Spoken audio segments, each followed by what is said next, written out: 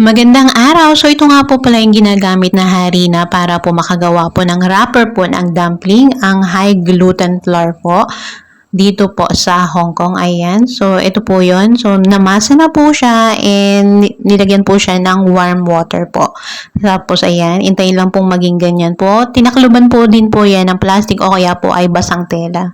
So ayan na po, gagawa na po tayo ng wrapper. So ayan.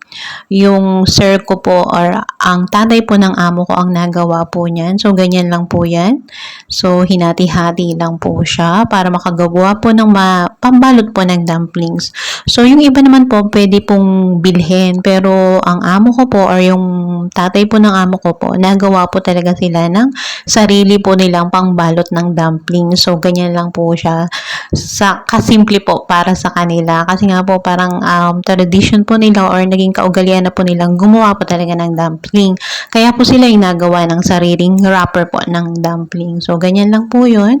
So, kailangan din po ng harina pang budbud para hindi po dumikit po sa board at sa mga kamay at saka dun sa rolling pin. So, ganyan po. So, lagi pong may harina po na para pong ibubudbud or pagka habang minamasa po or yan ginagamitan po ng rolling pin. So, ayan. Ganyan lang po gumawa po ng wrapper. Tapos pagka ganyan na po, pwede na pong lagyan po ng palaman or karni po sa loob. Yan.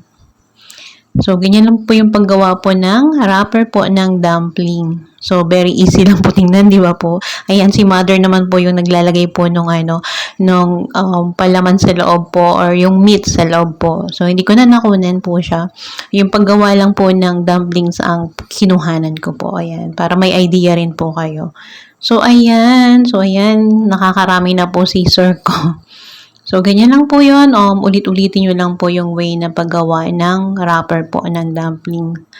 So, ganyan. Kailangan talaga ng high gluten flour po. So, yan. So, hindi ko pa rin po siya natatry. Si sir ko lang po talaga ang nagawa niyan or yung tatay po ng amo ko po yung nagawa. So, talagang specialty po nila yan. Ayan, so yan. And masarap po talaga silang gumawa ng dumplings at saka malambot po talaga yung wrapper po na ginagawa po nila. Kasi po sariling gawa po yan. Okay, salamat po sa panonood. Paalam po. Bye!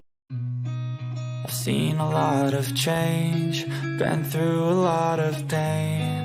Some things are not the same as they were a year ago.